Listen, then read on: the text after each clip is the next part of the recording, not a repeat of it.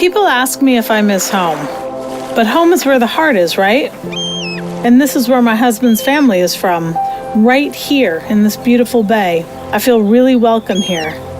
There's something about the sea that really draws you in. I love walking on this stretch of beach to look for treasures the waves have brought ashore. During an excavation a few years back, they discovered that families settled here 11,000 years ago. It blows my mind to think about the families that lived here that long ago. The cold, the dark, northern lights, thunder so powerful you feel the earth shake. They must have made salt so they could preserve food to survive the winter.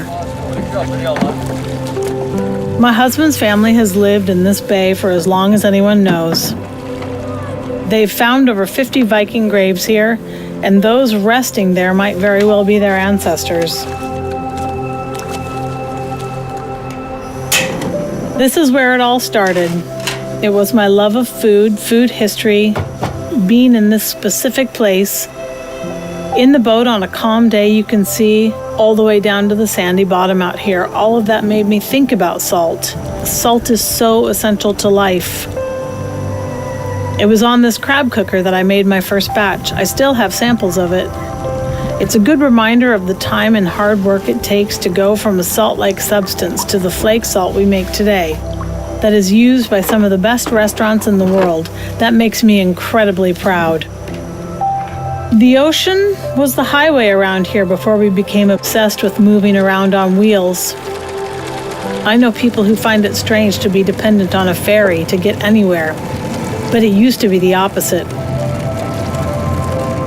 Living on an island placed you in the middle of the road. Places we now think of as extremely remote used to be bustling with life. If you take the boat and travel among the many small islands around here, you will find abandoned houses and trading posts.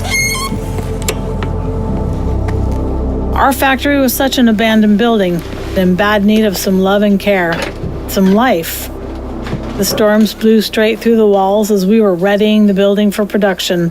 It felt at times like a battle you couldn't win, but we made it. Now it's clean, warm, and cozy.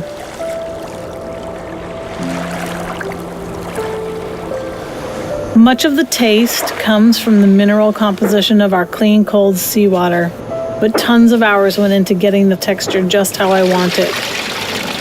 Fine-tuning the brine's salinity level, hitting the perfect batch volume, temperature levels, humidity of the space, time, and a few other secrets I won't tell.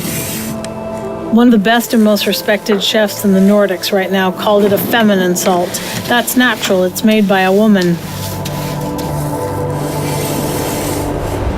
Making salt is a very physical process for me, not just the shoveling and lifting.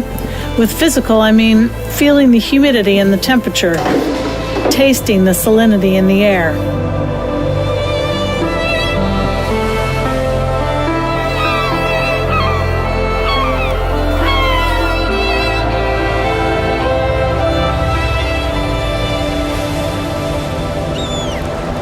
I love what I do. I love making salt. I'm so lucky I can work with what I love. For me, this is what it's all about.